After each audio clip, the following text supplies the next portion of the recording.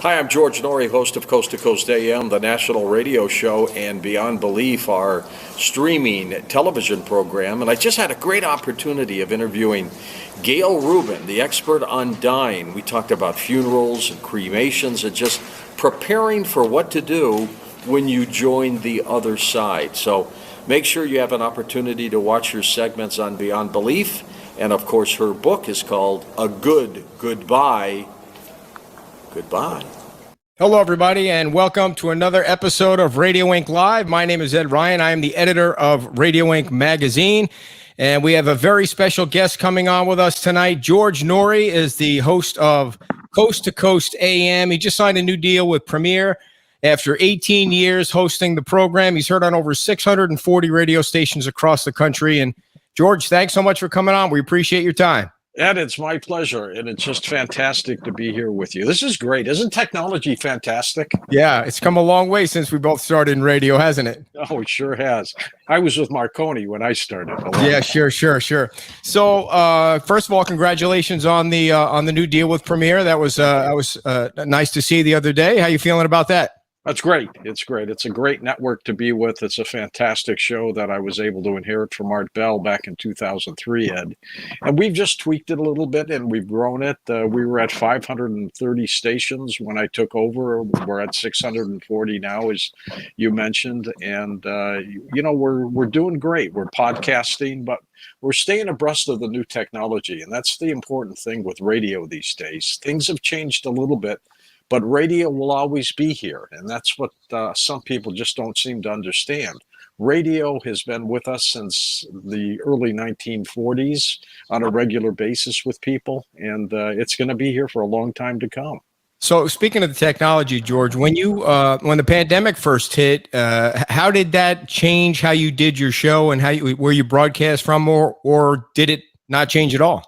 Well, I broadcast live out of Los Angeles and St. Louis, and I just go back and forth whenever I want to, basically, two separate facilities and two homes. And it really didn't change too much in the beginning. You know, I was one of the first broadcasters back in December of 2019 to say that I thought that this came out of that Wuhan laboratory accidentally, but that it was probably made there. It was just too ironic that the virus would break in Wuhan. The lab was there. We had financed the lab. We had done work with the Chinese. Something was going on there. And so I just speculated that because I've always believed that there are no coincidences in life, that things happen for specific reasons, that it was made there. And now it seems like I've been vindicated because a lot of scientists and virologists and even government people are beginning to say that's where it came from. But it really had no effect on the program other than the kind of shows we had to do. We had to tweak things a little bit. You know, Coast to Coast is a topical program, but it deals a lot with the conspiracies, the unusual, the paranormal. This was a serious story, and people were starting to get sick. People were starting to die, and we had to react to that. And so we evolved into that, and we still are. We're still evolving as we speak. Now, you're broadcast Eastern time, 1 a.m. to 5 a.m. So, a lot of the morning folks that do morning shows in the early morning say it's hard to get up in the morning for years and years and years. What's it like for you? Almost 2 decades now, doing a 1 a.m. to 5 a.m. show. What's the lifestyle like to pull those hours off for so many years? I just stay awake all the time. I just okay. Just keep working. But it's a different kind of a lifestyle for me. When I'm in the Midwest, I'm on from midnight to 4 a.m.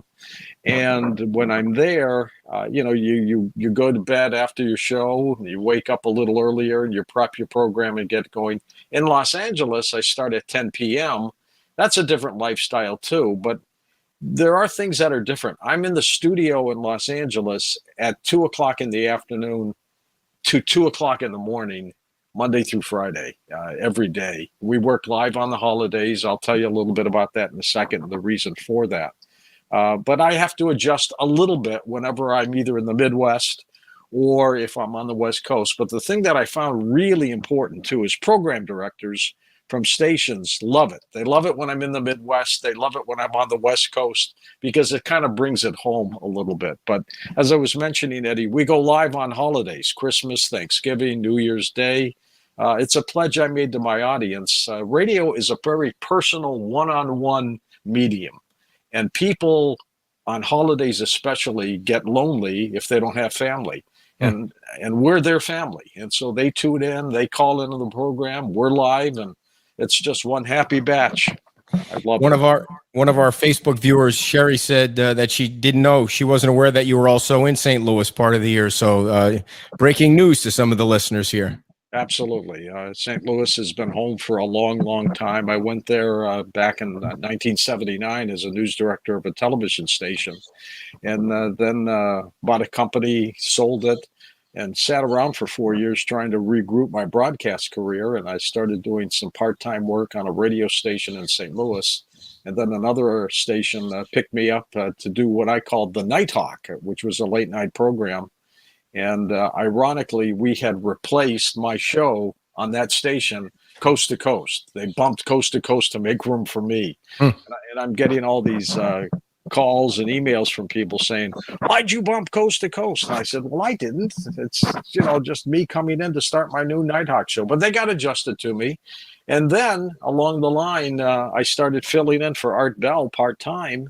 And the network decided, when Art decided he was going to retire again for the third time, that this one was going to be permanent. They made me an offer, and here I still am, 18 years later. So, you mentioned the time in St. Louis where you were news director. Well, you didn't mention that I think is correct, is you were the youngest news director. I think you were 28 at the time, and it was news director at a TV station.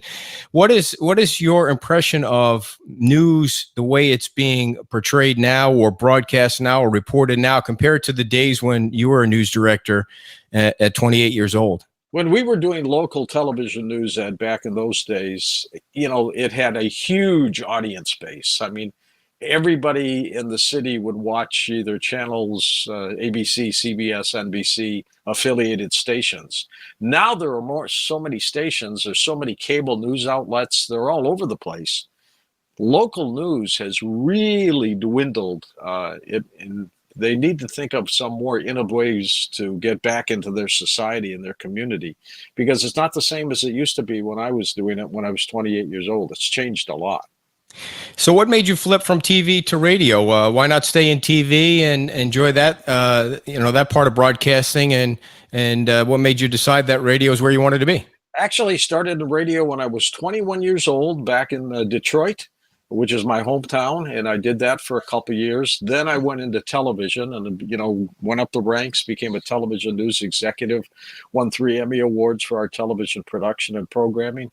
But I had watched a talk radio movie with Eric Bogosian. You remember that movie? Yeah, yeah. He played the role of Alan Berg, the talk show host who got killed in Denver. And I looked at that and said, you know what? That's one thing I haven't done with my career. I haven't been a talk show host. I'd like to do that. So I started calling some stations in St. Louis, and they picked up on me. And sure enough, here I am.